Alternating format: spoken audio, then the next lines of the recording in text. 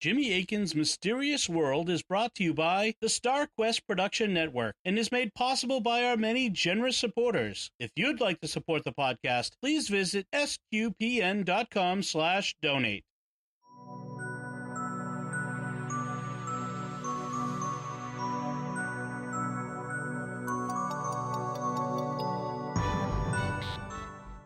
You're listening to episode 10 of Jimmy Akin's Mysterious World, where we look at mysteries both supernatural and natural, anything that's strange, odd, and makes you wonder, the claims and counterclaims from the perspectives of both faith and reason.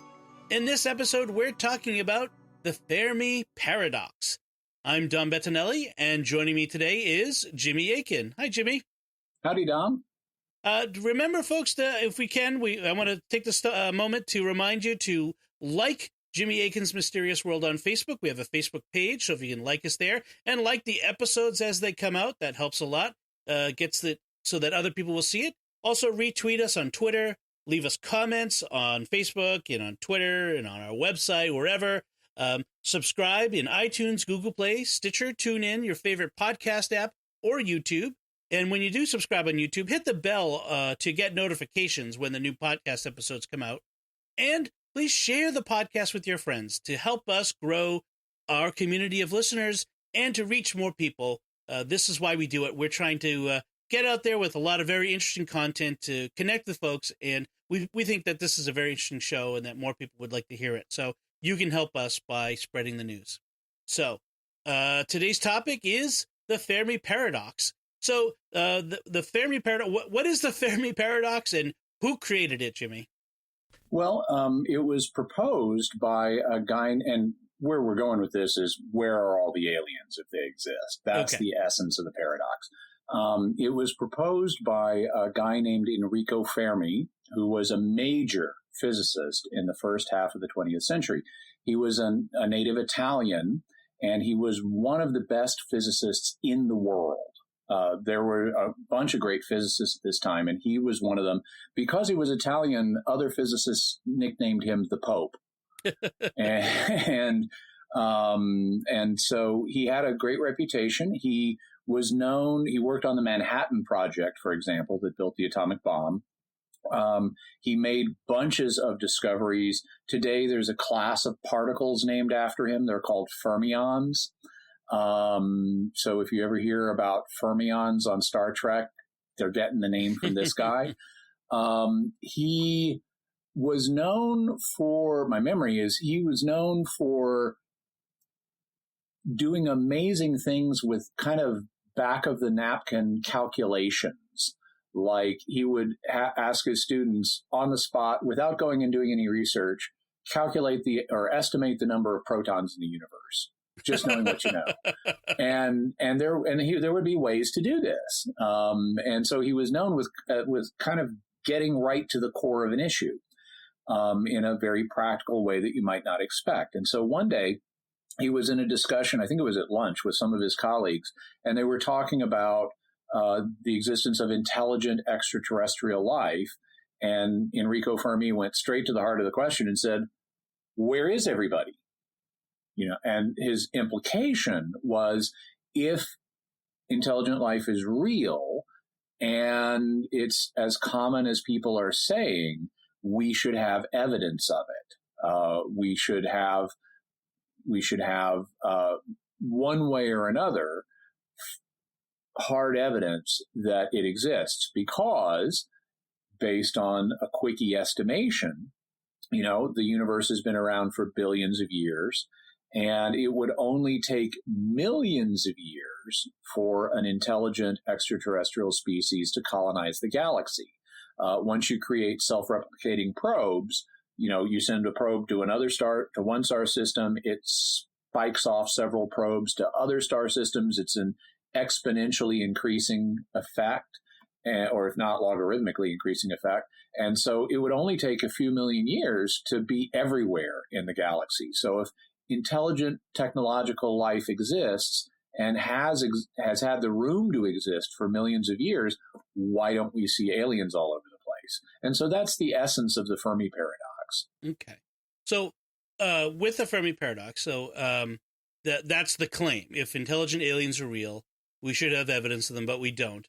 And so the claim is, and what Fermi was claiming was, they're not real. Is that correct? Well, I don't know that he would go as far as claiming they're not real, but at least that's the question he raised. And many people would take the paradox and make exactly that claim. Okay. Since we don't have evidence and we should, they're not real. And so therefore the counterclaim is that intelligent aliens are real, and we either do have evidence of them, or there are reasons we haven't yet found the evidence that are good reasons. Okay. We could refer people to our Area 51 episode for part of the answer to this, but we'll get to that. So what do we know here about the intelligent alien life? What is it we're working with here? Well, we know that we don't yet have clear, universally agreed upon evidence of intelligent life off Earth. There are people who say, well, this is evidence, but it's not universally agreed upon. So it hasn't gotten up to a standard where it's so compelling that a consensus is formed around it. A lot of people believe in intelligent life, but most people would say, well, we don't have conclusive proof of it at this point. We just have probabilities. Sort of like the Earth is round.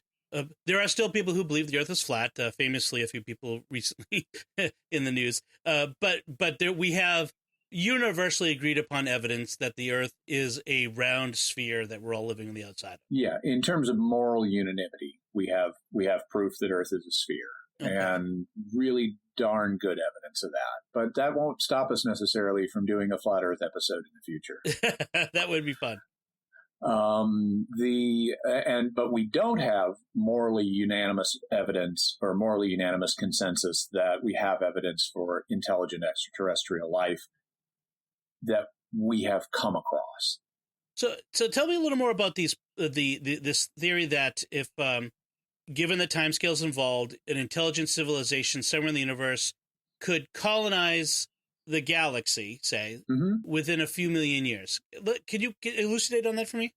Yeah. So another scientist named von Neumann proposed what's now called a von Neumann probe. And basically, it's a self-replicating probe. The idea is you'd build one, actually you'd build a bunch of them. You'd send them to nearby star systems. They would then mine the materials they need to make copies of themselves in those star systems. They'd build copies. Number one, they'd survey what's in the system and send you back that information. And then they would make copies of themselves and send those on further to other nearby solar systems. And so if it took, let's say you powered them so that they could go 10% the speed of light. Well, for us, the nearest star, Proxima Centauri, is just over 4 light years away. So it would take about 40 years or a little more to get there. If it took it another 10 years to duplicate itself, it could be off to another star or set of stars within 50 years.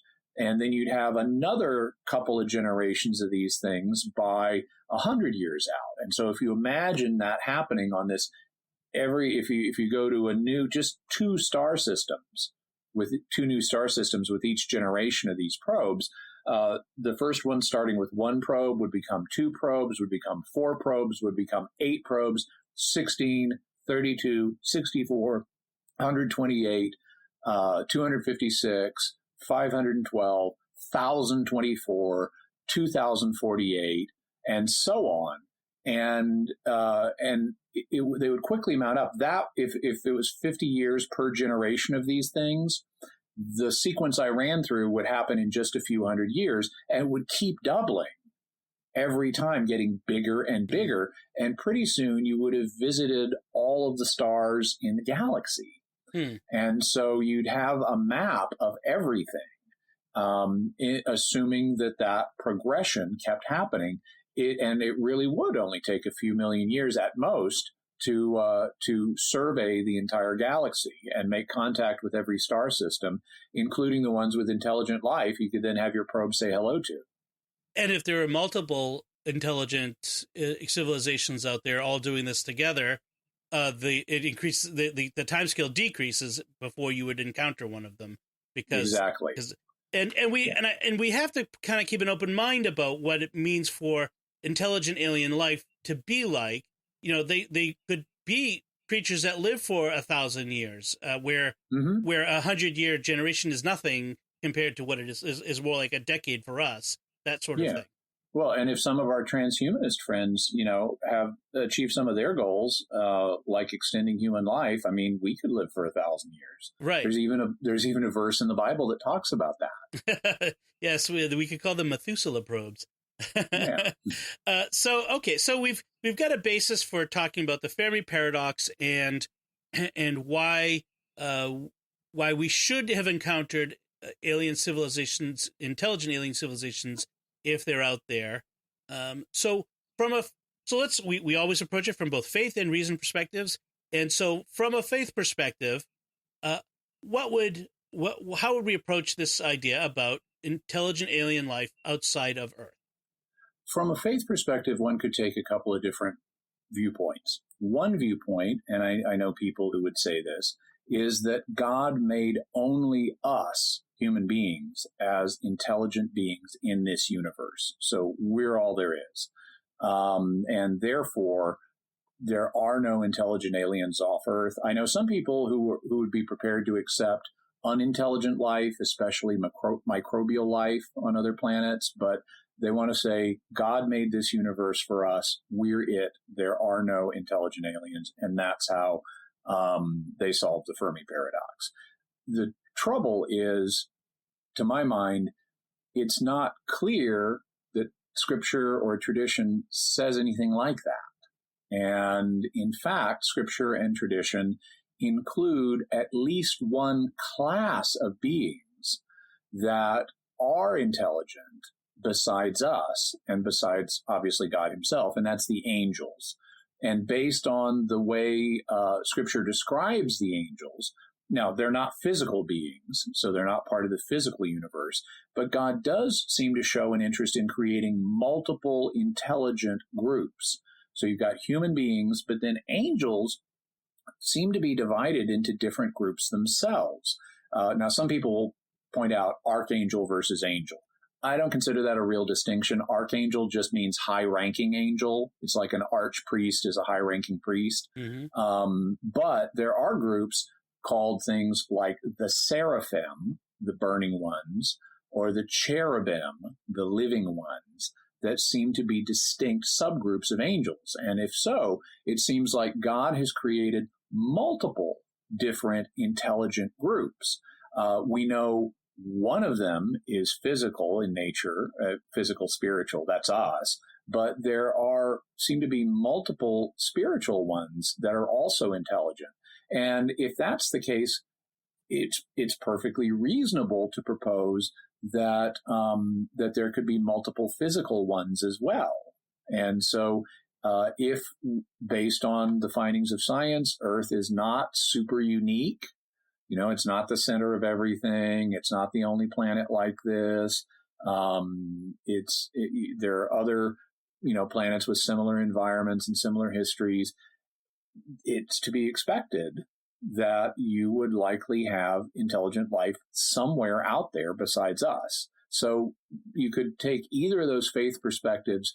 I tend to incline towards the latter one. It's a tiny tangent, so I don't want to go off on this too much. But the question is, could there be a intelligent physical, but not spiritual life? Potentially. And that's something we might actually want to get off into in an additional episode. Basically, so you can have, hypothetically, you could have a system that is like a computer that could mimic human level intelligence, that could pass the Turing test, which has been proposed for, if a computer can trick people into thinking it's a human based on communications with it, then it's achieved a certain level of proficiency that corresponds to our intelligence. So you could have a life form that does that in a way analogous to the way a computer does. And maybe there would be a biological substrate to such a being that allows it to do that. But it's tricky because even though Christian theology generally recognizes that every living thing has a soul, which is the life principle that keeps it going, it's generally been thought that if you have an intelligent or rational soul, that it will survive death, and therefore you have a spiritual nature that's capable of surviving this life. What would be possible, hypothetically, and this has actually been proposed by some people, is that we're living in a post-biological universe, meaning that alien races tend to go the transhumanist route or transalienist route, where as they develop technology, they modify themselves and eventually are replaced by mechanical life forms that are based on them. And these mechanical life forms actually could potentially be intelligent, but yet lack any life principle, lack any soul, because they're artificial.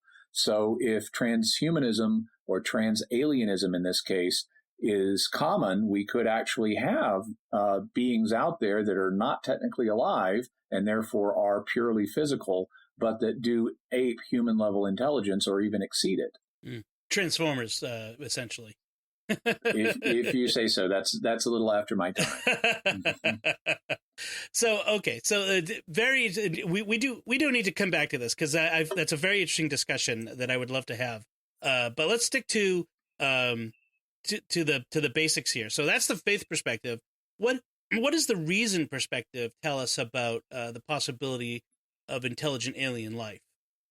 Well, there are a bunch of solutions. In fact, in the show notes, we're going to have a reference to a book that covers 75 different solutions to the Fermi paradox, some of which are not entirely serious, but they are things that have been claimed.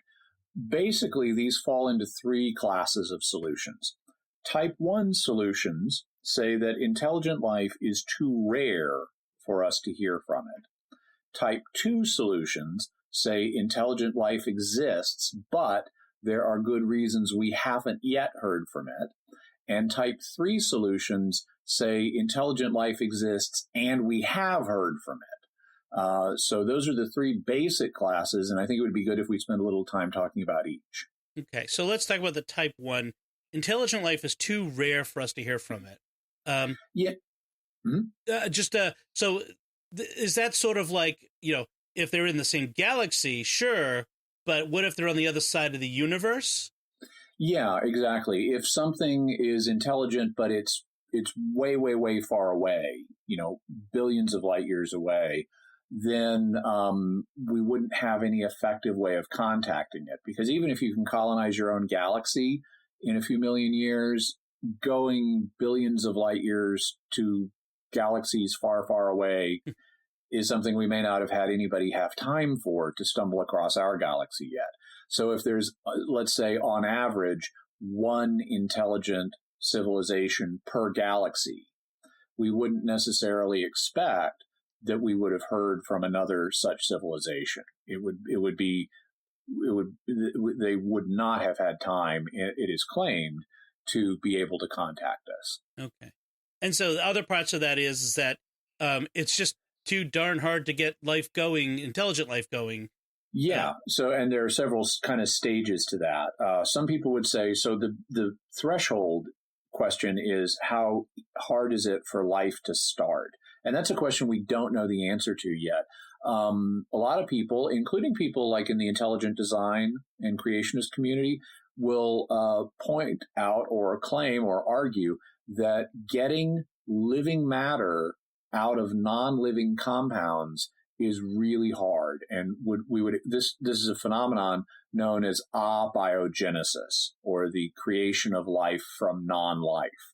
And even though it's relatively easy to come up with organic compounds by ordinary processes, it is not at all easy to get them turned into the machinery necessary to run a living cell. Some have compared that to like having the chance of that happening to like a tornado going through a junkyard and assembling a jet airplane. It's just there's just too much randomness involved for that to happen. And so some people would say life abiogenesis is going to be an extremely rare event, and maybe we're the only place in the universe it has happened, or if not, it's going to be very uncommon, and there's not going to be anybody nearby that's like that. Even if the life gets going, though, it may not survive very long. A lot of solar systems are not stable the way ours are. In particular, we have our big buddy Jupiter here in this solar system, which is a great asteroid comet shield. We saw how just a few years ago a comet plowed into Jupiter.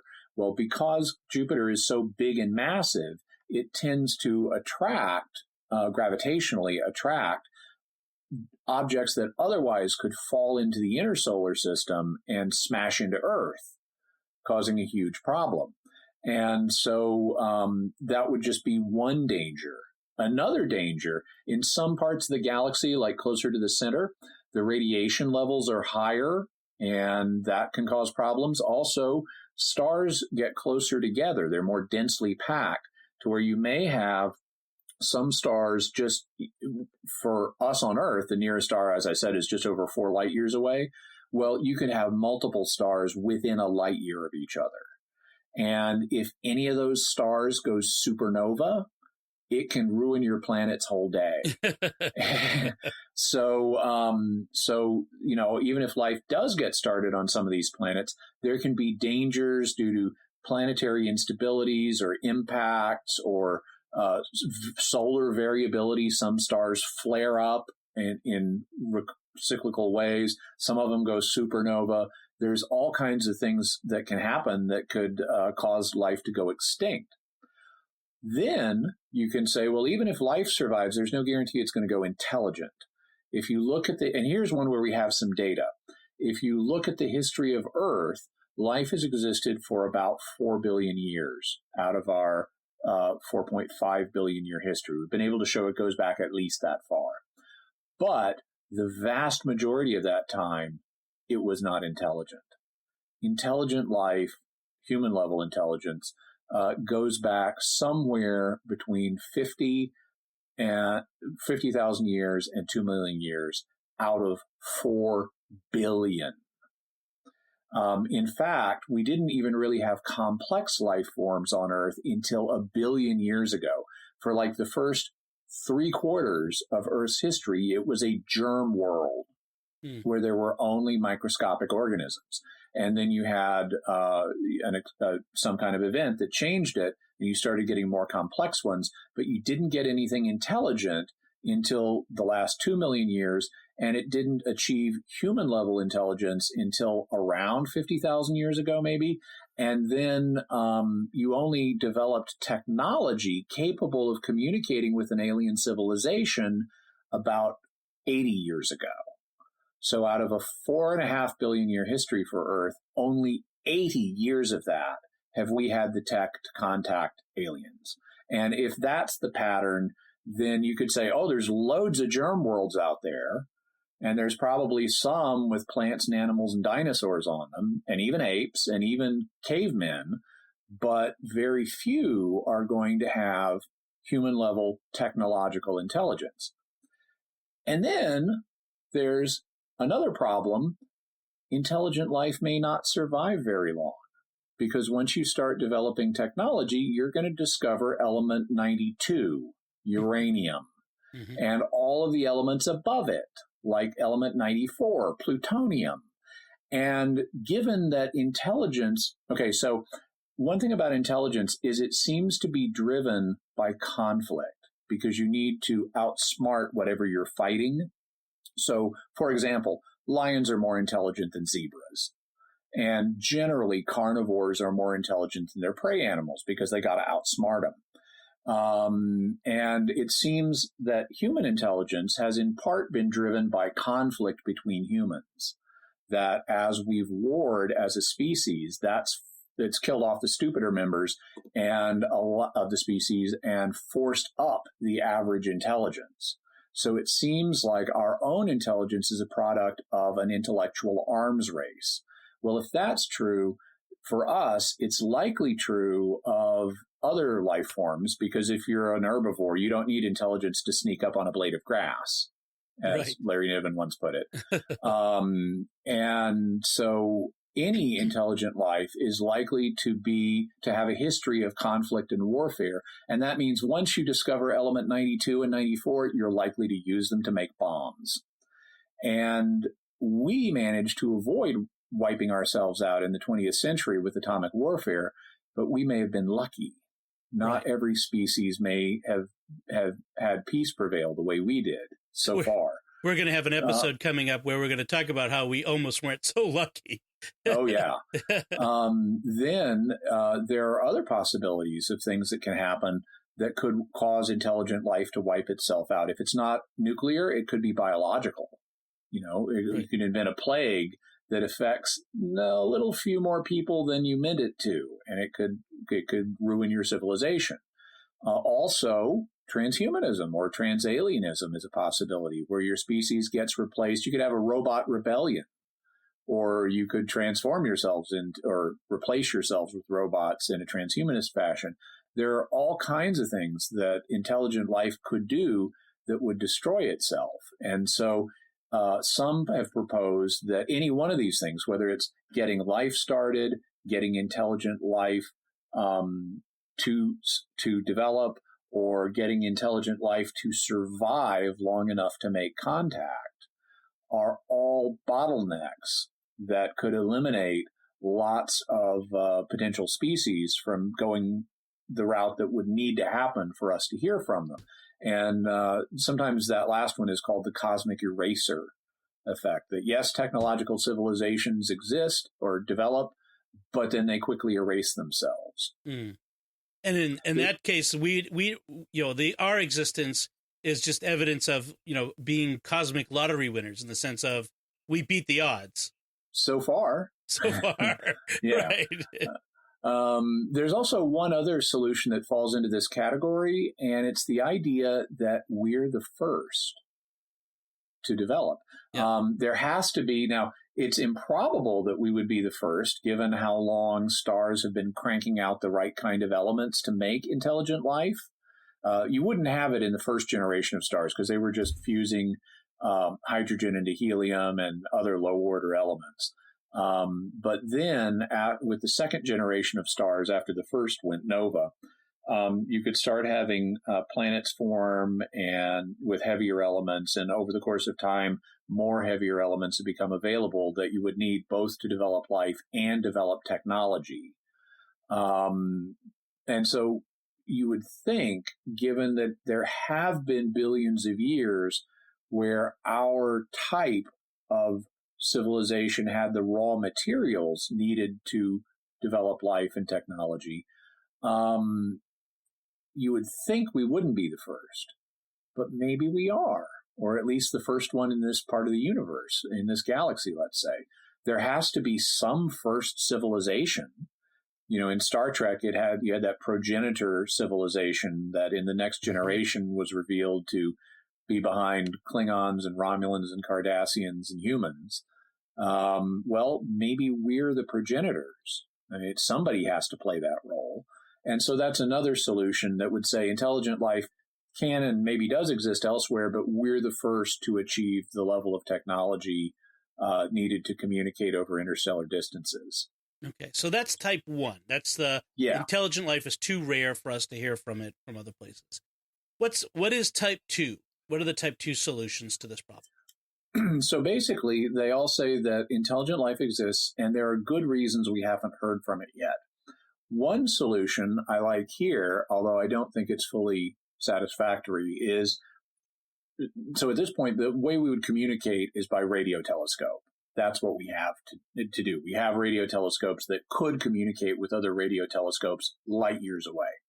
Well, and we've been listening for other civilizations that might be broadcasting radio signals.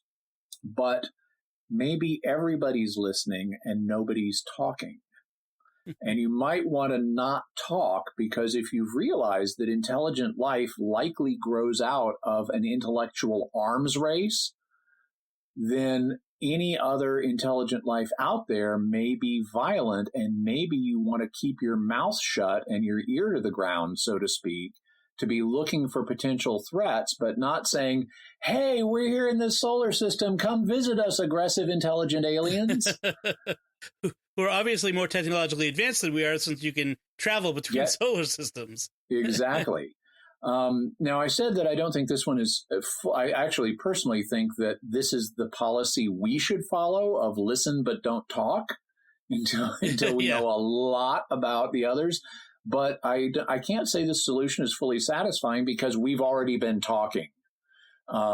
We've not only been sending out signals via radio and television that could be picked up, we've even deliberately tried to talk to aliens. I mean, we had now this was more of a gesture than anything else, but Carl Sagan had those golden records put on the space probes to communicate with aliens and tell them the location of our solar system, even relative to various galactic landmarks. Really? You sure you want to do that? But we've also, with radio telescopes, sent messages to stars out there. Back in the 70s, we did that. There was a really lousy, 8-bit, 16-bit graphic representation of a human and a DNA molecule that we beamed out there. And more recently, they took a number of megabytes worth of Twitter tweets and beamed them out. So that's just basically saying, stay away. Yeah. So we actually have communicated. And so the idea that everybody's listening and nobody's talking is implausible based on our own history, although it could be true that most people are listening and deliberately not talking most of the time. Okay. So another go ahead. I was just going to say, so then what's the next option or solution? Well, another is that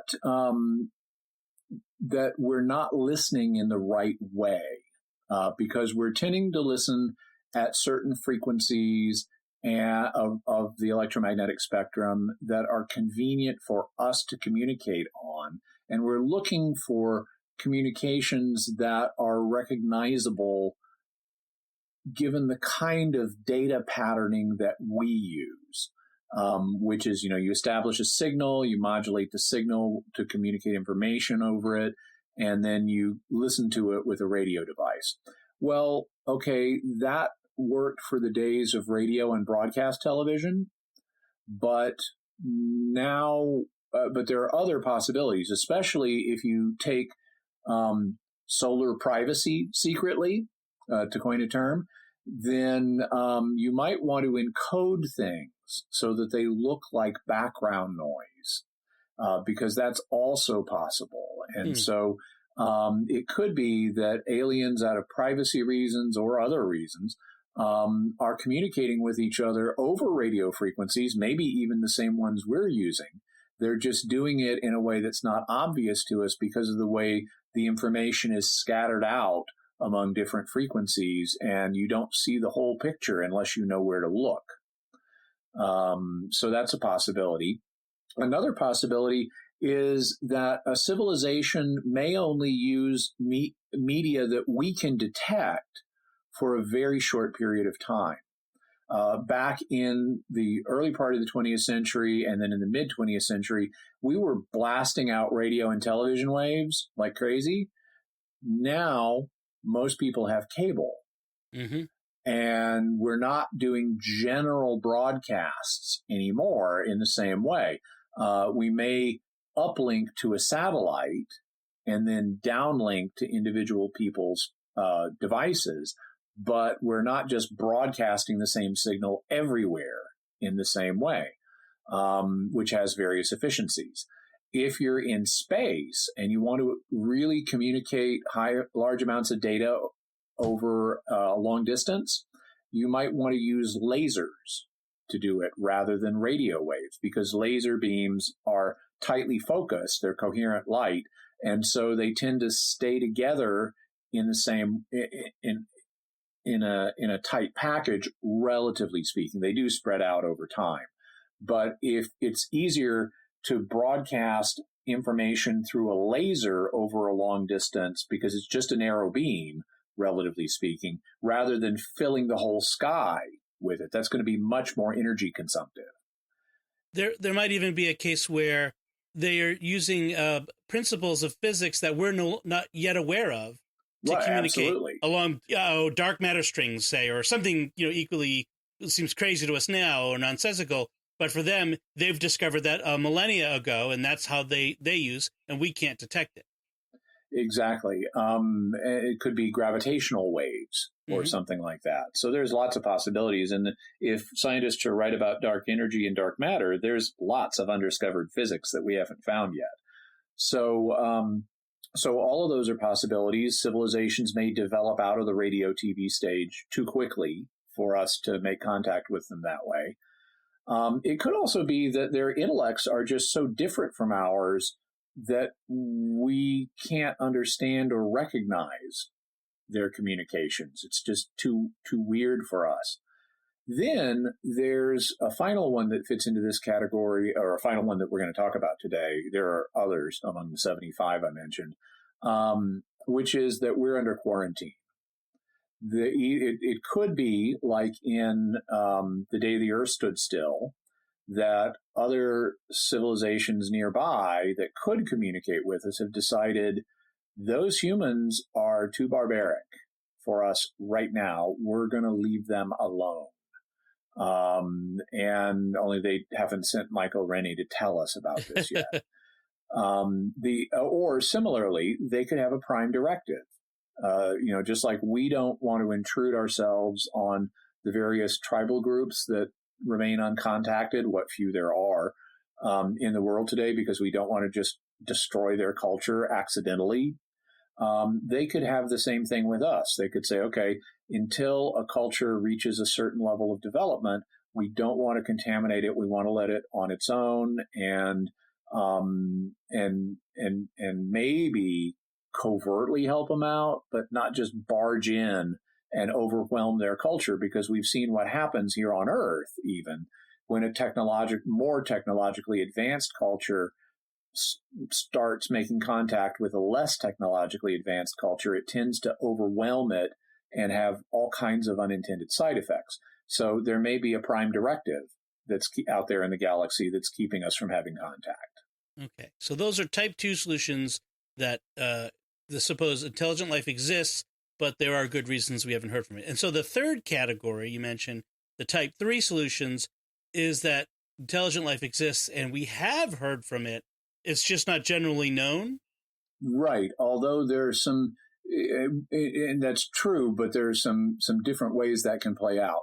One of them, so when Fermi proposed his paradox, one of the early responses, I don't know that it was at the same lunch, but one of the early responses came from, I think it was the astronomer Fred Hoyle, if I remember correctly, said, oh yeah, the aliens exist and they're here. We call them insects. Because he didn't see how insects fit in with earthly biological evolution. Now, I think today, no serious scientist is going to entertain that now that we've seen their DNA, right, and can see how related it is to everybody else's. However, Fred Hoyle also advocated a theory which a bunch of people have called panspermia. The idea of panspermia is that the seeds of life are everywhere and they drift through space and alight on different planets. And this is one of the ideas behind how Earth could have developed life so quickly after its formation. Maybe the same comets that brought water to Earth brought early extremophile germs to Earth. And that's how life got here. And then it developed from there. Well, some people have even proposed directed panspermia, that a civilization of progenitors might directly launch clouds or other delivery systems of biological extremophile microorganisms at star systems as a way of planting life in them. And if that were the case, then we could, according to this theory, be the product of directed panspermia. And so we could ourselves be evidence of intelligent extraterrestrial life. We just haven't recognized that yet. Interesting. Now, that's not the most common view that goes into this category, though. Another more common one is the ancient astronauts theory, that we have been in contact with aliens in the past, and they've left evidence of their existence in various forms that we do have, either in monuments or carvings or artifacts that were made perhaps by them or at least by humans who had contact with them. And so, this is the kind of view that was explored in Eric von Daniken's book, Chariots of the Gods, for example. Also, more recently, this gentleman has passed away now, Zecharia Sitchin claimed that he wrote a whole bunch of books claiming that we had evidence from ancient Mesopotamian writings that there is a 12th planet in our solar system. Yes, 12th, which he called Nibiru, which has a highly elliptical orbit and would swing into the inner solar system every several thousand years, and that beings from Nibiru had contact with Earth and played a role in human development, and the Babylonians knew about this and wrote about this. And those beings are called, according to him, the Nephilim. Well, even though he claimed to be a scholar of ancient languages, he wasn't. And this is all made up nonsense. But one could, say, okay, maybe we have had contact with aliens in the past, and maybe there's some kind of record of it in archaeology that some people have recognized, or maybe not everybody yet, but it's, something that can't be logically ruled out. The most common theory of this type, though, is the UFO hypothesis, that UFOs represent extraterrestrial, intelligent, technological life that has come here. And so the answer to Enrico Fermi's question, where is everybody, is they're here right now. They're flying around our skies, and some of them may be even abducting people.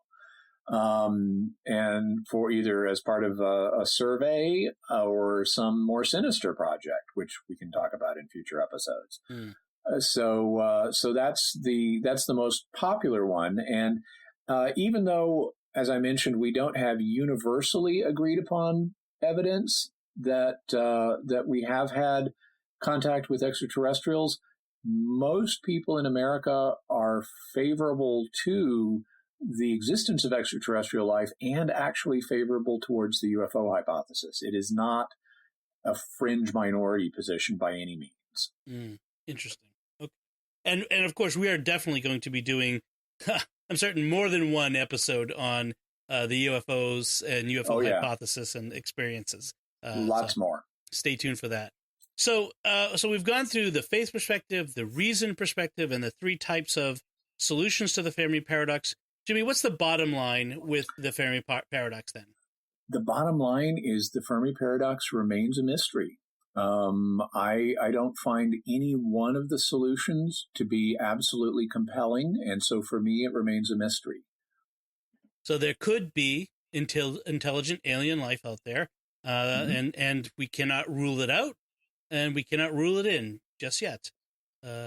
That's my favorite way to end these episodes is to say, hey, it's possible. That's great. So we'll have some further resources in our show notes on our website and in various places. Jimmy, you mentioned a book with 75 solutions. Yeah, it's by a British scholar named Stephen Webb, and his book is called If the Universe is Teeming with Aliens, Where is Everybody? And he offers his own personal solution in chapter 75. Excellent. And also, these chapters are brief and easy to read. Okay. And some of them are quite funny. One of his solutions is the aliens exist and they're throwing rocks on the roof of this house of this guy in Eastern Europe, which is what the guy claims. Okay, and then as we often do, we'll have a link to a Wikipedia article on the Fermi paradox. Yeah. So that brings us to feedback, folks. We love your feedback. We're getting great feedback from you. We love to have back and forth and discussion. Please send your comments on social media, on our website, and you can also send it via email to mysterious@sqpn.com, sqpn.com. I got to make sure I say that slowly so that you understand me. Mysterious@sqpn.com. You can also send us an audio file, attach it to an email. That will work great, and we can play. People can hear your voice. So let's go a couple of these messages we got from folks. First one is from Alfredo Barunda, who had contacted us on Facebook. He says, I'm loving this new show. Having two Catholics explore the mysteries of our world is both enlightening and fun. I've loved the first 3 episodes. Well, thank you, Alfredo. Thank you. Yeah, thank you, and keep listening. We've got a lot more planned. Oh, yes. And then Sulcow 821, which I think comes from YouTube. Yes. He says, in my uninformed speculation about construction, I think he's referring to the pyramids episode that we did, I always thought that, especially the top stones, is actually cement, which is die cast or mold poured into the shape of the blocks. According to my theory, the cement was poured in place, or at the very least near the top. It's easier to take it up to that height, the materials, to make such things, rather than move them up by brute force. He's talking about like the problem where moving these massive blocks up to the top of the pyramid, we're not sure exactly how they did it. And so he's saying that maybe they cast them in place. Yeah, though we have some ideas of how they could have done it. We're just not sure which solution is true. Yeah. In terms of this one, I think the Egyptians would have loved Sulcow 821's solution of used cement, because it would be easier to get, bags of cement up there and cast in place. But I don't think that's how they did it, although it's a great suggestion. One of the reasons is if they cast them in place, we should see the stones merge together, because if you pour cement on top of a rock or other cement, it's going to bond with that. Right. And we should see bonding that we don't. Also, if memory serves, if memory serves, the upper blocks simply are not cement. They're the same kind of granite the rest of the pyramid is made out of. And if I could be mistaken about this, but based on my knowledge of ancient Egypt, I don't think they had cement. If they did, they would have used very different construction techniques in their monuments. We know the Romans had cement. And if you go to Rome today, you can see, cement things that Romans poured. But I don't think the Egyptians had cement at this point. Yeah, in fact, I'm not even sure that you have the raw materials for cement. Yeah, I don't know if they had enough lime, for example, because you need like limestone or something like that in addition to sand. We may want to do an episode in the future on Roman cement construction, or some Roman, the Pantheon, which is the largest unsupported cement structure in the world. It's still standing 2,000 years later. It's awesome. I've been there. Yeah, it's really amazing. Cool. I love how you go in and it's got this circular opening to the sky right at the top that casts this shaft of light that moves around the Pantheon as the sun moves in the sky. It's amazing. It's amazing. Then our last bit of feedback for this show is from Marendre, which I'm not sure where we got this from. Maybe it might also be on YouTube. It says, hi, Jimmy. Thanks for your interesting segment on Watergate. One tiny observation, though. I don't believe that Gerald Ford was ever a senator. I believe he was the minority leader in Congress before he was appointed vice president. Keep up the great recordings, they say.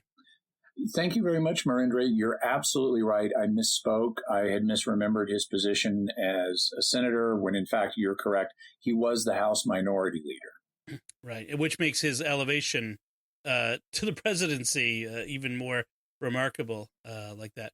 Okay, so that's our feedback for this week, and we'll move into mystery headlines. Go ahead, Jimmy. So our first mystery headline is about an AI translating hearing aid. What this is, you put it in your ear like any other hearing aid, and it will translate for you the words that are being spoken to you in another language. So if you're traveling in China, let's say, someone's speaking to you in Chinese, you will hear it in your ear in English. It also, I gather, works with your smartphone, so it can show you what you want to say back. You can speak out loud, and it'll show you a display of this is what to say back in Chinese, so you'll know what to say. And so this is basically another step towards the universal translator that we see on Star Trek. And in fact, if you watch the Little Green Men episode of Deep Space Nine, where Quark and Rom and Nog travel back to 1947 Roswell, you'll even see them adjusting the universal translators in their ears for 20th century English. And so this is getting close to that. Yeah, I've read the article myself, and the earpiece is as small as a regular Bluetooth, but because they offload most of the processing to the smartphone, which is pretty amazing. I mean, these smartphones are amazing. And then we have another headline as well. Yeah. Recently, scientists announced that they found water in the atmosphere of Jupiter. It looks like there are water clouds there, which, of course, raises the possibility of life. And they talk about that as well, which would then confirm an old episode of the Bob Newhart show from the 1970s, where Bob and his wife are watching a news broadcast that announces that there's life discovered on Jupiter, and then their neighbor Howard Borden turns off the TV before they can hear any more about it. And when they bring it up later, he says, "Oh yeah, it was just some mold they discovered." It's like, even mold in the atmosphere of Jupiter would be a huge discovery I would want to know about. That would be, yes. So, folks, that's it from us for this time. We, again, want to remind you to like, comment, subscribe, get notifications, and share the mysterious world with folks. Help us to spread the news about this podcast. But also we want to hear from you. What did you think? What do you think of what we had to say about the Fermi paradox, about the various solutions, about the faith perspective? We really want to hear from you, so let us know by going to sqpn.com or to the SQPN Facebook page or the new Jimmy Akin's Mysterious World Facebook page. If you search for that on Facebook, you'll find it. Leave us some feedback or send us an email to mysterious@sqpn.com. You can find links to our resources on the Fermi paradox on our show notes on sqpn.com, as well as links to our personal social media and our websites. And then until next time, Jimmy Akin, thank you for exploring with us our mysterious world. Thank you, Dom. And once again, I'm Dom Bettinelli. Thank you for listening to Jimmy Akin's Mysterious World.